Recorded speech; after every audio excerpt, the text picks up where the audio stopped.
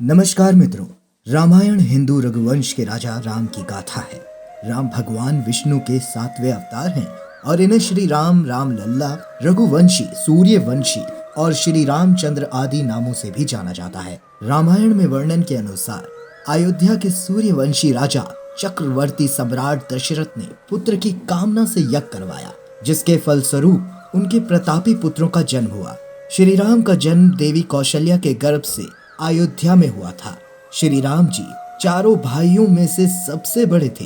हर वर्ष चैत्र मास के शुक्ल पक्ष की 9वीं तिथि को श्री राम जयंती या राम नवमी का पर्व मनाया जाता है। यह आदि कवि वाल्मीकि द्वारा लिखा गया संस्कृत का एक अनुपम महाकाव्य स्मृति का वह अंग है। इसे आदि काव्य भी कहा जाता है तथा इसके रचयिता महर्षि वाल्मीकि को आदि कवि भी कहा जाता है। रामायण के 6 अध्याय हैं जो रामायण कांड के नाम से जाने जाते हैं। इसके 24,000 श्लोक हैं। रामायण का समय त्रेता युग का माना जाता है।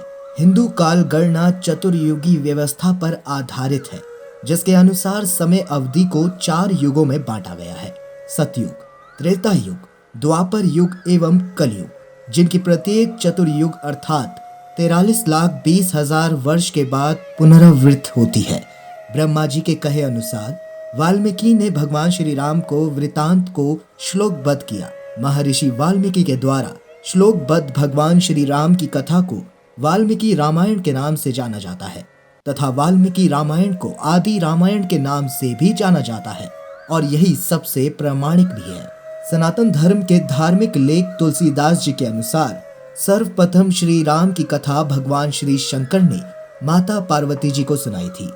जहाँ पर भगवान शंकर पार्वती जी को भगवान श्री राम की कथा सुना रहे थे, वहां एक कौवे का घोंसला भी था और उसके भीतर बैठा कौवा भी उस कथा को सुन रहा था। कथा पूरी होने के पहले ही माता पार्वती को नींद आ गई, पर उस पक्षी ने पूरी कथा सुनी। उसी पक्षी का पुनर्जन्म काकभूषुंडी के रूप में हुआ। काकभूषुंडी जी ने ये कथा गरुड़ जी को सुनाई। भगवान श्री शंकर के मुख से निकली श्री राम की यह पवित्र कथा अध्यात्म रामायण के नाम से प्रख्यात है। अध्यात्म रामायण को ही विश्व का सर्वप्रथम रामायण माना जाता है। जय श्री राम।